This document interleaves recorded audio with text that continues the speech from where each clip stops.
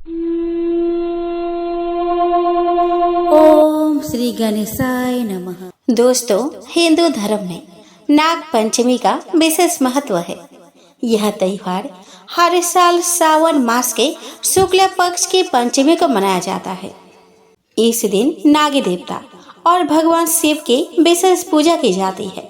साथ ही सांपों को दूध, फूल और भोजन अर्पित किया जाता है।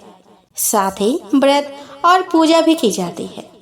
इसके अलावा नाग पंचमी के दिन सांप के आकार के आभूषण पहनने का भी रिवाज है। वहीं इस दिन काल सर्प दोष की पूजा का भी विशेष विधान है। इस साल नाग पंचमी का पर्व 29 जुलाई को मनाया जाएगा। तो आइए इस वीडियो में हम जानते हैं नाग पंचमी की तिथि, पूजन के शुभ मुहूर्त और महत्व के बारे में।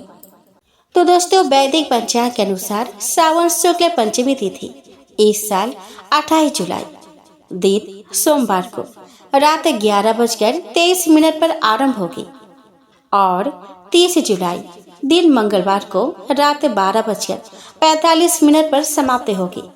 इस आधार पर नाग पंचमी का पर्व मंगलवार 29 जुलाई 2025 को मनाया जाएगा। नाग पंचमी के पूजन का शुभ मुहूर्त सुबह 5:42 से सुबह 8:31 तक रहेगा। चौघरिया का शुभ मुहूर्त सुबह 10:47 से दोपहर 12:28 तक रहेगा। इसके बाद दोपहर 12:27 से 2:09 तक का शुभ मुहूर्त है। पूजन का अगला शुभ मुहूर्त दोपहर 3:51 से शाम को 5:32 तक रहेगा। दोस्तों, हिंदू धर्म में नागों को देवता के रूप में पूजा जाता है। नाग पंचमी नागों और प्रकृति के संतुलन के साथ उनके संबंध का सम्मान करने का दिन है। नाग पंचमी के अवसर पर हिंदू धर्म में लोग सांपों और नाग देवता की पूजा करते हैं। ऐसा माना जाता है कि इस दिन नागों की पूजा करने से नाग देवताओं का आशीर्वाद और सुरक्षा प्राप्त होती है। हिंदू धर्म में प्रकृति और उसकी रचनाओं का सम्मान और पूजा की जाती है।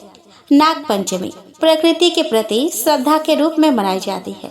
हिंदू पौराणिक कथाओं में सांपों को सृजन, विनाश, ब्रह्मांडीय संतुलन और प्रजनन क्षमता का शक्तिशाली प्रतीक माना जाता है। यह दिन अक्सर सामुदायिक समारोह, पारंपरिक मेलों में मनाया जाता है, जो समुदाय में एकता और भक्ति की भावना को बढ़ावा देता है। यह त्योहार भगवान विष्णु और भगवान शिव के साथ सांपों के संबंध पर प्रकाश डालता है। हिंदू पौराणिक कथाओं में सांपों और नाग पंचमी की उत्पत्ति से जुड़ी कई कहानियां हैं। महाभारत, नारद पुराण, स्कंद पुराण जैसे पवित्र ग्रंथों में इस त्योहार की उत्पत्ति कुरु वंश के राजा जन्मेजय की कहानी से जुड़ी हुई है।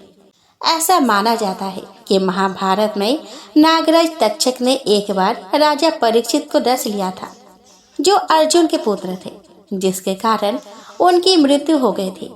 परीक्षित के मृत्यु का बदला लेने के लिए उनके पुत्र जन्मेजय ने दुनिया के सभी सांपों को खत्म करने के लिए सर्प यज्ञ नामक अनुष्ठान का आयोजन किया। श्रावण मास के 5वें दिन कई ब्राह्मण ऋषि राजा जन्मेजय के यज्ञ में यह कुंड के सामने शक्तिशाली मंत्रों का जाप करने के लिए आए।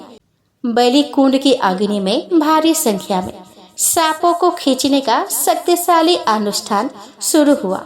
यह सब देखकर नागराज तक्षक स्वर्ग में देवताओं के राजा इंद्र के पास छिप गया। हालांकि अनुष्ठान इतना तीव्र था कि इंद्र भी उसकी मदद नहीं कर पाए। अंततः स्वर्ग के देवता सांपों की रानी देवी मनसा के पास गए और उनसे सांपों को बचाने में मदद मांगी।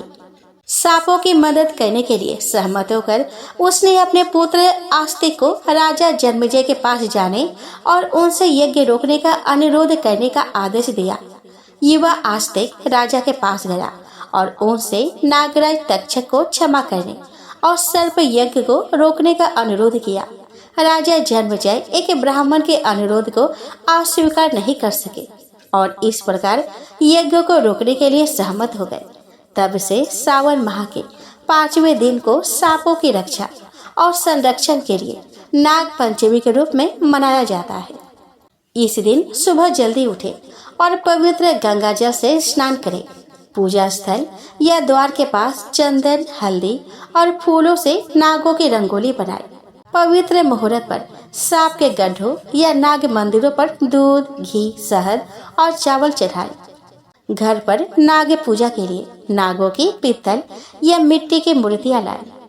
पूजा के समय नाग पंचमी स्तोत्र और नाग गायत्री मंत्र का जप करें। आप नाग देवता के दिव्य आशीर्वाद और सुरक्षा के लिए नाग पंचमी पूजा पर व्रत रख सकते हैं।